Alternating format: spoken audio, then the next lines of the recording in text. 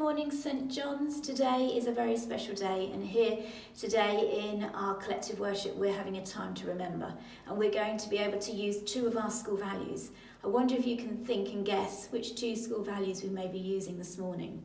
Have a think now. Yes, you're right.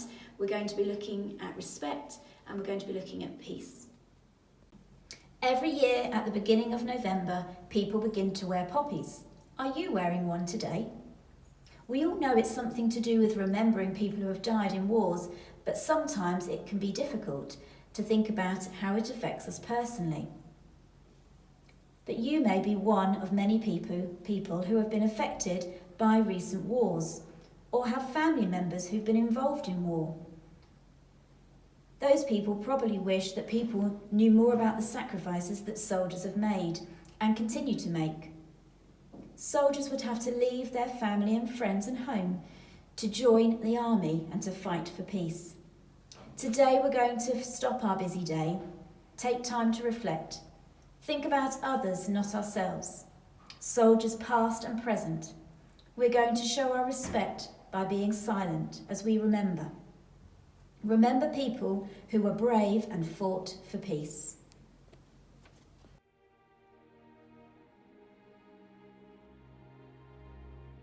In Flanders fields the poppies blow, between the crosses row on row, that mark our place, and in the sky the larks still bravely singing fly, scarce heard amid the guns below.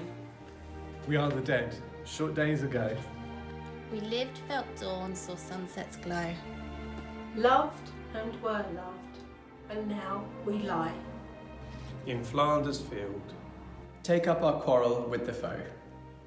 To you from failing hands we throw. The torch be yours to hold it high. If ye break faith with us who die. We shall not sleep though poppies grow. In Flanders field.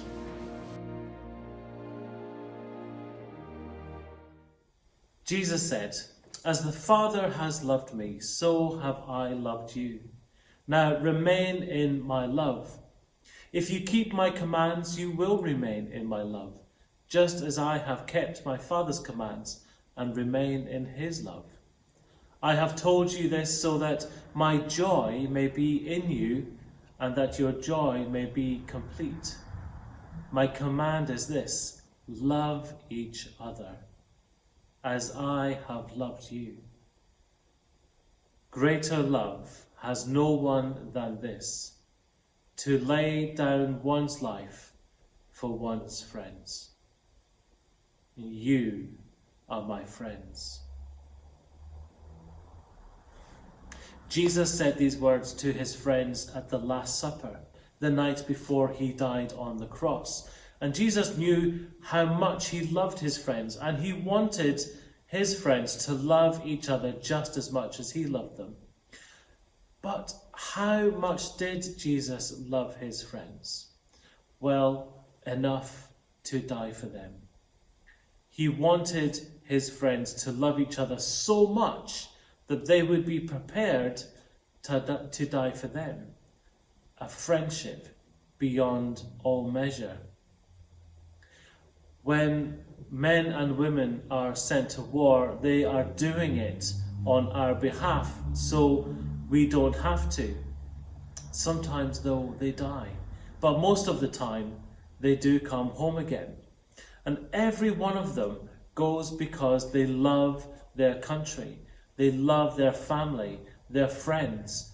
They love them so much, they want to protect it and them with everything that they've got. And so today we remember these men and these women who loved with everything, including their lives. They have given the greatest sacrifice to protect us and to keep us safe. Jesus says, "Love each other as I have loved you." No one has greater love than those who lay down their lives for their friends. Jesus did this for every one of us because he loves us. And so today, on this Remembrance Day, we give thanks to him as we remember those who gave their lives in peacetime and in wartime so that we can all be safe.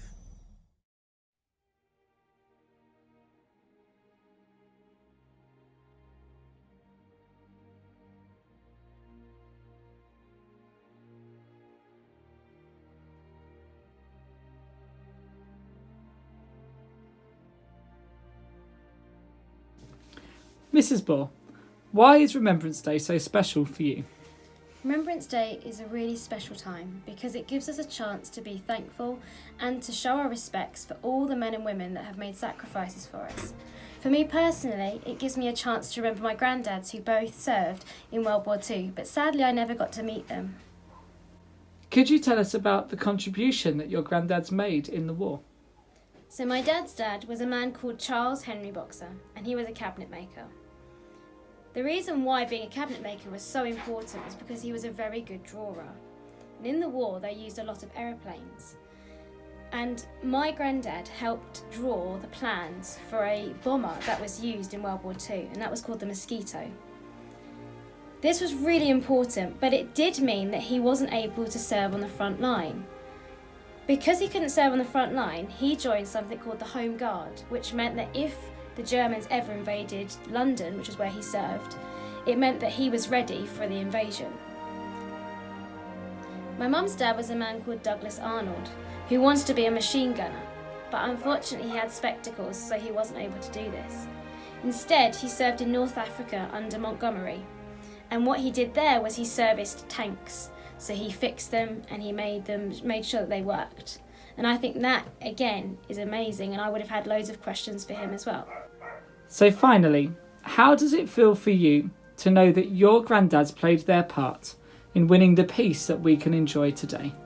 I think it feels really special to know that I have a personal connection to people that served in the war.